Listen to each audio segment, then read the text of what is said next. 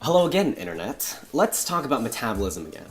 The ever-important process of turning glucose into ATP, or energy. Now, the biggest parts of metabolism we care about are glycolysis, the citric acid cycle, or TCA, and most importantly, the electron transport chain. Now, this is what we're going to be talking about today. Now, something quick you'll all need to know is that glycolysis and TCA both produce NADH and FADH. You can think of these as like helper molecules that will come into play later. Don't sweat the details. Today, we're going to figure out how our electron transport chain makes ATP. Let's get started. This is not a colorful scrambled egg. It's an animal cell. More specifically, it's a U cell.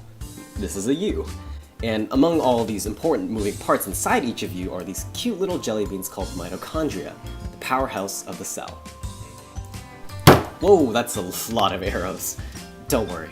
All you need to know is that mitochondria have two membranes, two shells that separate the innermost matrix, that's that yellow stuff you see, from the intermembrane space, the space in between the two shells. So let's zoom in onto one of these inner mitochondria membranes. There we go. Remember, we're right here in the mitochondria. Now, this is what our mitochondrial membranes look like up close. Here, we've zoomed in on a particularly important combination of proteins in our membrane. This is the electron transport chain. So, how does it make energy? Well, first off, one of these helper molecules we talked about before, NADH, passes on an electron to this first big protein. Now, remember, we're in a fluid matrix, and inside of this matrix happens to be some positively charged hydrogen ions, which we can basically call protons. Now, the whole purpose of this big blue guy is to pump some protons from one side of the membrane to the other, from inside of the matrix to the intermembrane space. That same electron then gets shipped off to another protein, which, once again, pumps some protons across, which then passes the electrons again to this other protein, which passes even more protons across by giving those protons to hydrogen and oxygen to make water.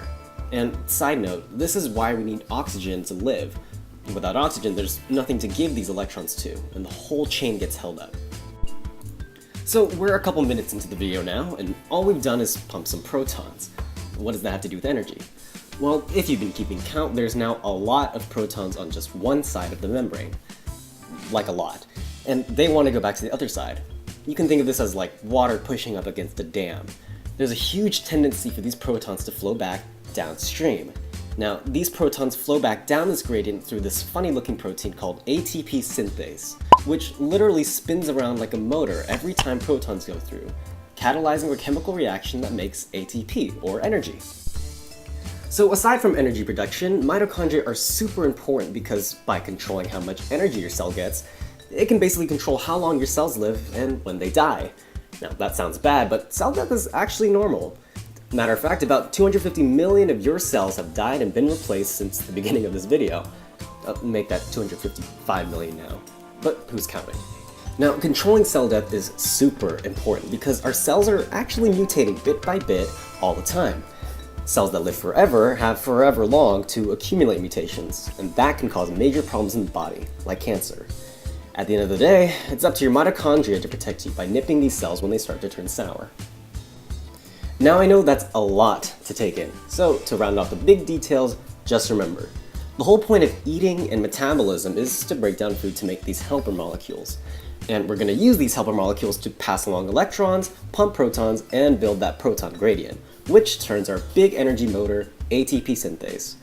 It's a pain to learn and remember, but these guys basically control how long we live, so be nice to them.